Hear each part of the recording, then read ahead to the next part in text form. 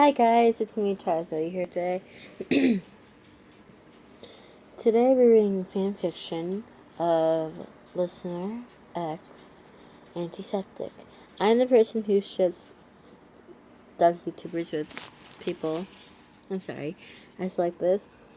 But if you're wondering what I'm listening to right now, I'm just watching a film.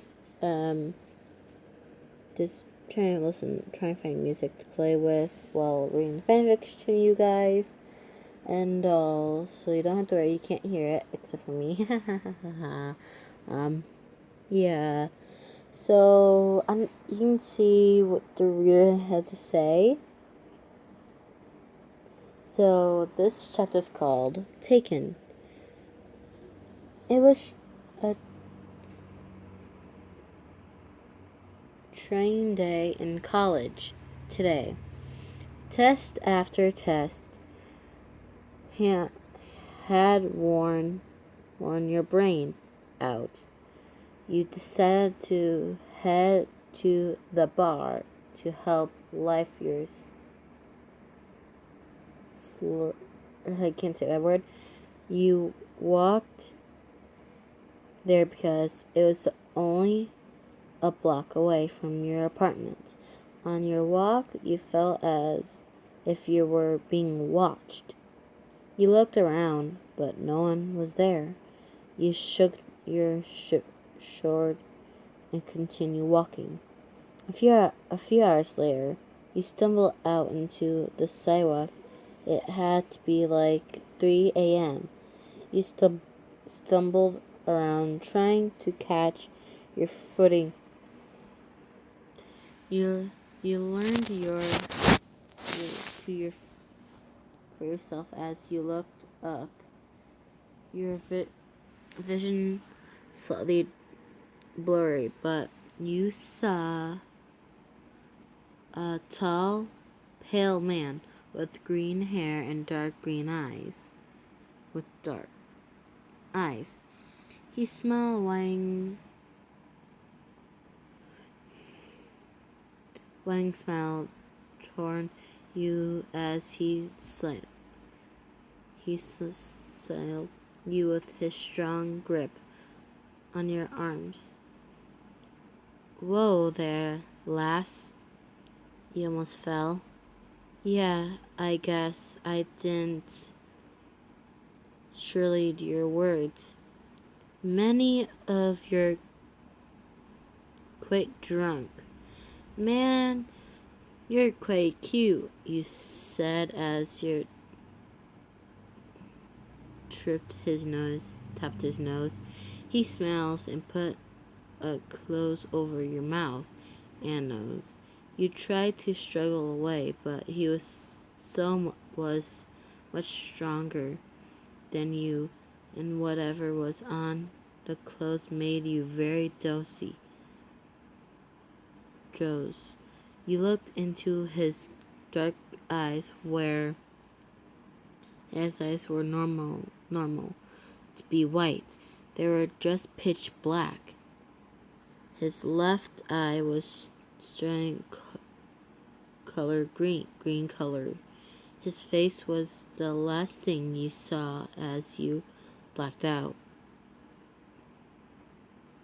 You woke up to be blinded by first light above your head. Your head was in so much pain. You attempted to sit up, but were held back by a resistance that bound your wrist down. You look around to see who you were tied to the metal bed. You looked down and saw your clothes and your shoes were still intact. At least he didn't do anything, you thought, as you tried to think of ways to escape. You wiggle your arms around in the wrists, almost slipping one out. You were impacted by the door being open and your kidnapper walked towards you. You stared at him as he walked up to you. He was soon next to the bed. He caressed your face. "Good morning, beautiful." He had a nice sleep. You're going to need it for today." He let out a laugh that chilled you to the bone. He walked over to the table. "There are my playthings. You are going to be my little kitten. I'm going to play with you so much until you'll be so much fun. Well, maybe not for you, but for me." He let out a chuckle that sounds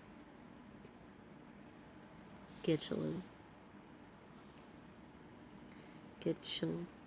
but that importance if he's human. His eyes was otherwise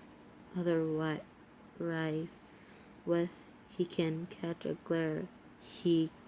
Can he? Why, yes, I can chill. Damn it. He can read minds. Yes, I can. Stop it. Nope. You rolled your eyes and looked away from as he went through his playthings. Cheerfully filled your eyes as you thought that you would never see your family and friends again. You complained yourself because you didn't want to give him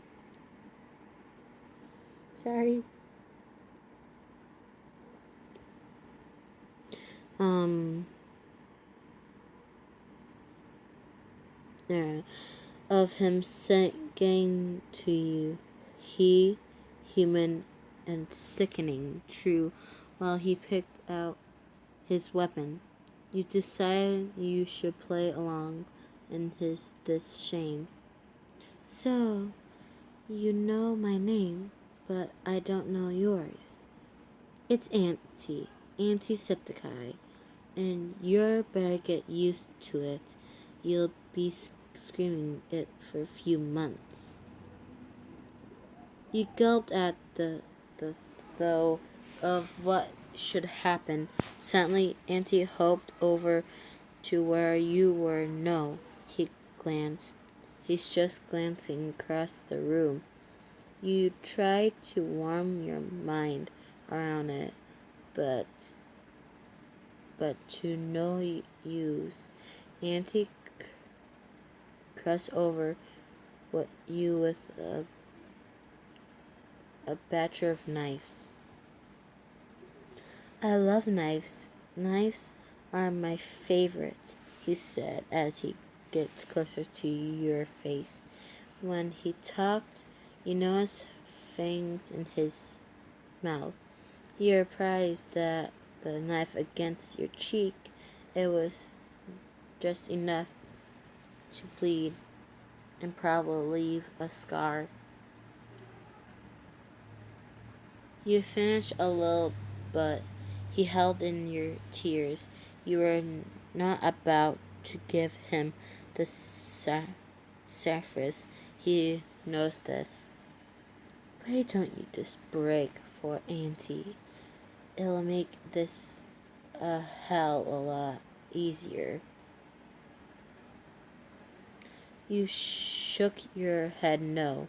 He just chuckled his evil chuckle and pulled a smaller knife out from his pocket. He grabs your hand and held it down. "This should be fun," he said as he darkly. That's the end of the chapter, guys. I'll read the next one if I want to read the next chapter. So, goodbye.